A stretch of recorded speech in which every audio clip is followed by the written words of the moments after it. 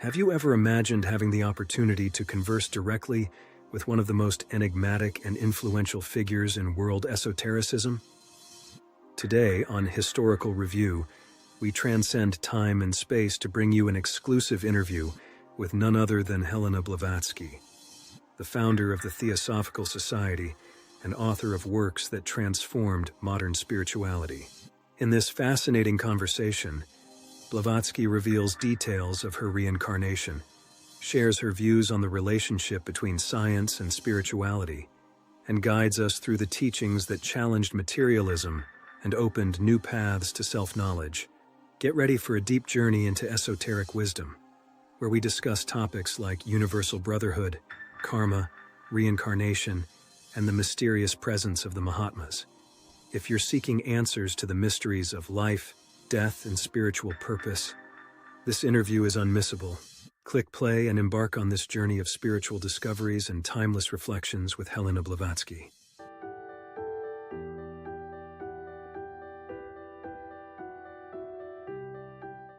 Welcome, Madame Blavatsky. It's a pleasure to have you here on Historical Review. First of all, I'd like to ask, have you reincarnated? Thank you for the invitation, child. Yes, I have reincarnated, and I am present on Earth at this time. Wow, how interesting. Can we know who you are? I am in the form of a female body in Brazil, South America. And before you ask, yes, she is aware that she has the ability to access my consciousness. In fact, we work together on various spiritual and intellectual fronts. How does that work? I imagine that reincarnation would mean you return in another body, without the memory or connection to the previous life. Reincarnation is a complex process. Upon reincarnating, my consciousness can be accessed by my current incarnation. It's as if there is a library of knowledge she can consult when necessary. Although my current consciousness is independent, it carries within it the memories, knowledge, and mission we developed in past lives. When she connects with me, it's like opening an ancient book that contains wisdoms that still need to be shared with the world. That's fascinating. So you and your current incarnation actively collaborate? Yes, exactly. It's an ongoing collaboration. The purpose is to continue the work we started and adapt it to the current context. Spiritual knowledge must evolve with humanity, and that's what we're doing. While she lives her experiences and challenges, I offer insights and guidance that help her on her journey. And together, we seek to enlighten those who are ready to receive this wisdom. And how does this connection process work? Is it something she controls, or does it happen spontaneously? The connection occurs through deep meditations, moments of introspection, and even in dreams. Sometimes it happens spontaneously, when there is a need to bring forth a specific teaching. However, free will always exists. She can choose how deeply she wants to engage in this connection. This really expands our understanding of reincarnation and the role of past lives. How do you see the impact of this knowledge on her life, and by extension, on the lives of those she touches? The impact is profound. This knowledge is not just for her. For everyone crosses her path. When someone opens up to access higher truths, these truths spread, touching and transforming the lives of many. Her mission is to share this wisdom in an accessible and practical way, helping people reconnect with their own spiritual essence and find their path to evolution. That sounds like an extraordinary mission. Do you believe that all of us have the ability to connect with our past lives or access higher consciousness? Yes, child. Everyone has this ability, but it needs to be cultivated. The mind and spirit must be refined to access these dimensions of consciousness. It takes practice, discipline, and above all, a pure and selfless intention. Those who sincerely seek self-knowledge and spiritual development will find doors open to access their own past life memories, even connect with higher consciousness. I'd like to return to discussing your connection with the spiritual world. But first, can we talk a bit about your life? Where were you born? Who were your parents? And what was your childhood like?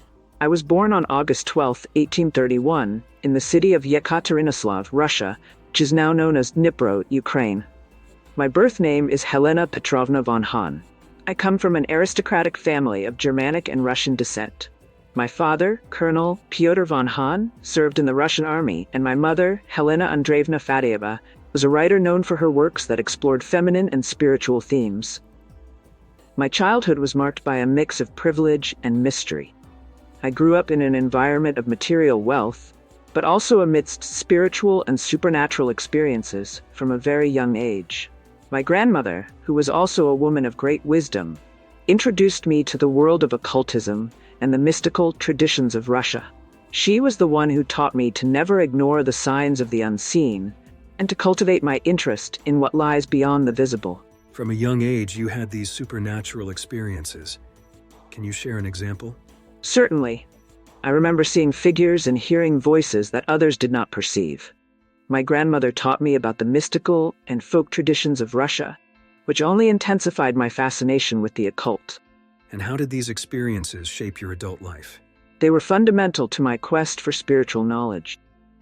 I traveled to various countries in search of masters and esoteric wisdom, which later influenced my work and the founding of the Theosophical Society. You mentioned your travels. Which ones were most important for your spiritual formation? My journey to India and Tibet was particularly transformative. There, I met spiritual masters who taught me about ancient wisdom and guided me in understanding universal truth. These spiritual masters are frequently mentioned in your works. Did they really exist? For me, yes. I met them and received profound teachings from them. To many, they are mysterious figures, but that is part of the mystery and the spiritual journey of each individual. Speaking of your works, Isis Unveiled was one of your first publications. What inspired you to write it? And what was the proposed teaching? Isis Unveiled was inspired by my deep conviction that there was a spiritual truth underlying all the religions and esoteric traditions of the world, but that this truth was hidden under layers of dogma and superstition. When writing this work, my goal was to reveal these hidden truths and show that the ancient religions and esoteric sciences contained profound knowledge about the universe and human nature. The main teaching of Isis Unveiled is the unity between science, religion, and philosophy, and the idea that all spiritual paths, when properly understood, lead to the same universal truth. The work challenges the materialism of science and the orthodoxy of religions, proposing that there is an eternal wisdom that can be accessed by those who seek to understand the mystery of life and the cosmos. This idea of spiritual unity is central to Theosophy. How would you define it? Theosophy is the study of divine wisdom that is present in all religions. It seeks to unite science, philosophy, and religion, showing that all traditions are different expressions of the same universal truth. The Theosophical Society that you co-founded had a significant impact. What was the main objective of the society? The Theosophical Society was created with the aim of promoting a deeper and more unifying understanding of spirituality and human knowledge. To achieve this, we established three main objectives. Promote universal brotherhood. The first and most important objective was to foster brotherhood among all people, without distinction of race, religion, gender, or social origin. We believed that by recognizing the essential unity of all humanity, we could overcome prejudices and divisions, creating a more harmonious and just world. Study comparative religion, science, and philosophy. The second objective was to promote the comparative study of religions, science, and philosophy. We believed that all the great religions and systems of thought in the world share fundamental truths. By studying them side by side, we could reveal the common wisdom and universal principles that connect them, while also correcting misunderstandings and dogmas distort these traditions. Investigate unexplained laws of nature and the latent powers in humans. The third objective focused on the investigation of the mysteries of nature and the hidden powers within humans.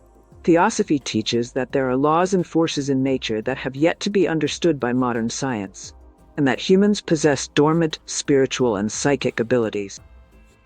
By exploring and awakening these powers, we can expand our understanding of reality and spiritually evolve.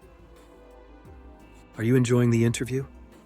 Don't forget to leave a like. This will strengthen the channel, helping us bring more content like this. These latent powers in humans are fascinating. Do you believe that we all have these abilities? Yes, child. Everyone has the potential to develop spiritual and psychic abilities. However, it requires dedication, study, and purification to access them safely and effectively. In The Secret Doctrine, you address the origin of the universe and humanity. How did you develop these theories? The ideas in The Secret Doctrine were the result of years of study and meditation. I gathered teachings from various ancient traditions and synthesized them into a single system that explains the spiritual evolution of humanity and the cosmos. Could you give us a brief summary of the teachings of the work? The Secret Doctrine is a monumental work that brings together and synthesizes esoteric teachings from various ancient traditions with the aim of revealing hidden truths about the origin of the universe, humanity, and spiritual evolution. The work is organized into two main parts: cosmogony, which deals with the origin and structure of the cosmos, and anthropogenesis, which addresses the origin and evolution of humanity. The main teachings include the fundamental unity of all. Everything in the universe is interconnected and emanates from a single divine source, absolute. This essential unity lies behind all apparent diversity. Cosmic and human evolution. The universe and humanity evolve through vast and repetitive cycles. Evolution is not just physical but also spiritual, with humanity destined to reach higher levels of consciousness. The 7 principles of nature and man. Both the universe and humans are composed of 7 principles, or planes of existence, ranging from the physical to the highest spiritual level. Ancient wisdom. There is an ancient wisdom, transmitted through mysteries and symbols over the ages, which has been preserved in sacred texts and esoteric traditions from various cultures. Reincarnation and karma. Human souls reincarnate repeatedly, learning and evolving in each life, guided by the law of karma, which is the law of cause and effect. The Secret Doctrine is a profound and complex work, intended for those who seek to understand the highest spiritual truths and the purpose of existence. You faced many criticisms throughout your life. How did you deal with these controversies? Criticism was always present, but I never let it divert me from my mission. I knew I was dealing with truths that many were not ready to accept, but that didn't stop me from moving forward. However, I can't deny that I allowed certain feelings to grow, which needed to be healed. Is that why you reincarnated? Also. One of the central concepts you introduced was universal brotherhood. Could you explain it a bit more? Universal brotherhood is the recognition that all human beings, regardless of race, religion, or nationality, are spiritual brothers and sisters. We must treat each other with compassion, respect, and love, for we are all part of the same divine essence. We are part of the same creative source. What do you believe is the greatest challenge for humanity to achieve this universal brotherhood? The greatest challenge is overcoming the selfishness and materialism that dominate society. We need to awaken to our true spiritual nature and recognize that our happiness is interconnected with the happiness of others. Many see your works as complex and difficult to understand. How would you suggest a beginner start studying Theosophy? I recommend starting with the study of basic concepts such as karma, reincarnation, and the unity of life. Reading introductory texts, like The Key to Theosophy, can help build a solid foundation before diving into more complex works. The concept of karma is quite well known. How would you explain karma to someone who has never heard of it? Karma is the law of cause and effect. Everything we do, think, and feel creates an energy that returns to us at some point, in this life or future ones. It teaches us responsibility and guides us on our evolutionary journey. Reincarnation is another central concept in Theosophy. Why is belief in reincarnation important? Reincarnation explains divine justice and spiritual development over multiple lifetimes. It gives us the opportunity to learn, grow, and correct our mistakes, allowing us to evolve spiritually. In your writings, you mentioned advanced spiritual beings like the Mahatmas. Who are they? The Mahatmas, or masters, are highly evolved spiritual beings who have attained a level of wisdom and compassion far beyond the ordinary. They guide and assist humanity in its spiritual development. Do you believe the Mahatmas are still in contact with humanity today? Yes, the Mahatmas continue to guide those who are open to receiving their wisdom. They operate on subtle levels and often communicate through intuition and inspiration. Your work has had a lasting impact. How do you see the legacy of Theosophy in the modern world? Theosophy planted seeds of wisdom that continue to flourish. Many modern spiritual movements and thinkers have been influenced by its ideas. My hope is that these seeds continue to grow and inspire future generations to seek truth and unity. With so many spiritual influences, is there any thought or teaching you consider the most important? If there is a central teaching, it is the idea that truth is one. The paths that lead to it are many. Each person must find their own path, but always with the goal of moving closer to this universal truth. How do you see the relationship between science and spirituality? Science and spirituality are two sides of the same coin. True science is the pursuit of knowledge of natural laws, which ultimately are spiritual. When science and spirituality unite, humanity will achieve a deeper understanding of the universe. What is your view on death and what happens after it? Child, death is just a transition. The soul continues its journey on subtler planes, where it reflects on the lessons learned and prepares for a new incarnation. Life is continuous and cyclical, and death is just a change of state. What would you say to someone seeking to understand the purpose of their life? The purpose of life is to evolve spiritually, to learn, and to love. Each of us has a unique role to play in the grand plan of the universe, and it is through self-knowledge and service to others we find our true purpose. Many people face challenges and suffering in life. How can Theosophy help in those moments? Theosophy teaches us to see beyond appearances and understand that suffering signals the need for spiritual growth. It gives us a broader perspective, showing that each difficulty is an opportunity to learn, evolve, and draw closer to our true divine nature. What do you consider to be the greatest evil facing humanity today? Materialism and selfishness. They blind people to spiritual reality and keep them trapped in a cycle of insatiable desires. We need to transcend these illusions to achieve true peace and harmony. I'm not saying we must give up the benefits of the earth. I'm saying everything has its place. And when materialism takes the place of the spiritual being, it is out of flow. Finally, what message would you like to leave for those watching this interview? Child, remember that we are all part of a great unity. Seek the truth with sincerity, cultivate love and compassion, never stop learning. The spiritual journey is endless. Each step toward the light is a step toward wholeness. Madame Blavatsky, it has been an honor and a privilege to have you with us on Historical Review. Your words resonate through time, bringing to light teachings that continue to inspire and guide those who seek spiritual truth.